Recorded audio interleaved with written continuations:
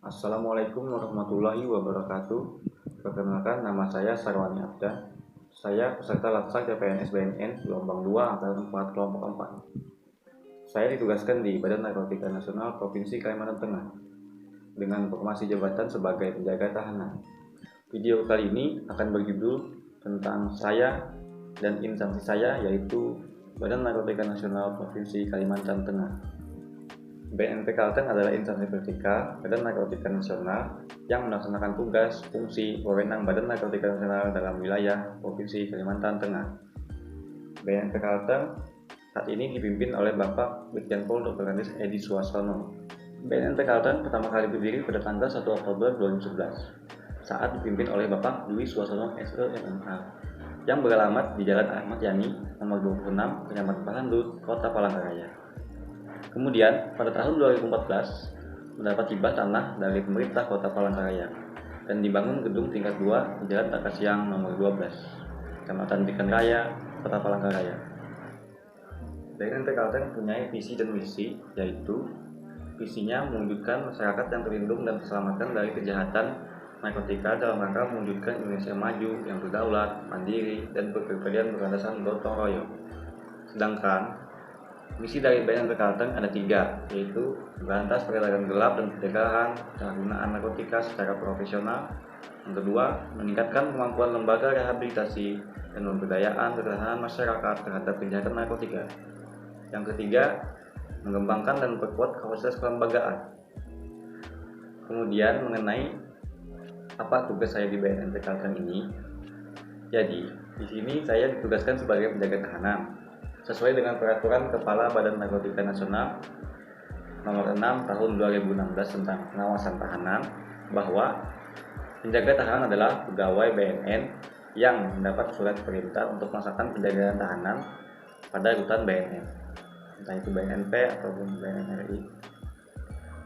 Pada dasarnya tugas penjagaan tahanan yaitu tentang pengawasan. Pengawasan terbagi menjadi pertama, administrasi tahanan, keamanan dan ketertiban tahanan, pembinaan tahanan, dan kunjungan tahanan, juga pengelolaan makanan dan pakaian. Adapun kewajiban petugas penjagaan tahanan sesuai dengan peraturan Kepala BNN nomor 6 tahun 2016, yaitu yang pertama adalah hadir minimal 30 menit sebelum jam saya terima tugas.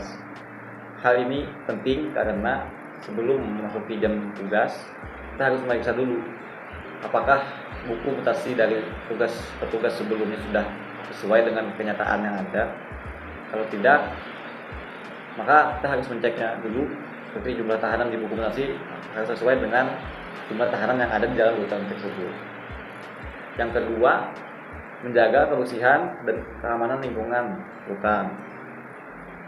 Kemudian merawat perlengkapan dan peralatan keamanan dan ketertiban yang ada di dalam rutan. Yang keempat, mencatat kegiatan atau peristiwa pergantian tugas jaga dengan mencatat jumlah tahanan dan jumlah alat pengamanan situasi khusus yang perlu diketahui oleh petugas jaga berikutnya, serta dengan hal-hal lain yang perlu dilakukan atau dituliskan dalam buku mutasi. Kemudian, mengunci kamar-kamar sel tahanan agar tahanan tidak berkeliaran di luar kamar. Melakukan kontrol atau patroli tahanan dari dalam sel maupun dari luar sel setiap 1 jam sekali dan mencatatnya dalam buku mutasi. Dan apabila terjadi pelarian tahanan, petugas jaga bertanggung jawab untuk melapor kepada petugas pengawas tahanan dan segera mengambil langkah atau tindakan lebih lanjut yang diperlukan untuk menjaga keamanan dan ketertiban di rutan tersebut. Di dalam rutan juga ada yang namanya pelayanan tahanan. Apa itu pelayanan tahanan? Pelayanan tahanan adalah segala kegiatan yang dilakukan mulai dari penerimaan tahanan sampai dengan tahap pengeluaran tahanan. Beberapa layanan yang diberikan diantaranya adalah pelayanan penyuluhan rohani yang diberikan kepada tahanan secara rutin. Yang kedua, tahanan mendapatkan pelayanan kesehatan sampai dengan perawatan inap di rumah sakit sesuai dengan anjuran ataupun rujukan dari dokter dari rutan. Yang ketiga, layanan kunjungan bagi tahanan sesuai dengan jadwal kunjungan yang telah ditetapkan oleh pejabat berwenang.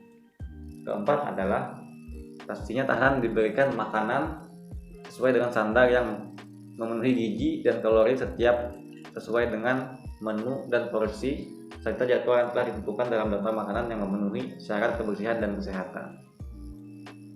Beberapa alasan agar kinerja pelaksanaan tugas ini berjalan menjadi lebih baik yaitu salah satunya dengan cara bekerjasama dengan instansi yang terkait seperti dengan Kemenkumham, kepolisian, dengan Departemen Agama terkait dengan penyuluhan rohani, bekerjasama dengan rumah sakit kepolisian apabila ada tahanan yang sedang sakit dan perlu dirujuk sesuai dengan rujukan dari dokter rutan untuk dibawa ke rumah sakit tersebut. Demikian video saya yang berjudul Saya dan Instansi Saya. Terima kasih kepada Bapak Muhammad Fatwadi selaku Widya Iswara yang telah memberikan pelajaran kepada saya bagaimana peran ASN dalam NKRI. Mungkin sekian. Sekali lagi saya ucapkan terima kasih. Wassalamualaikum warahmatullahi wabarakatuh.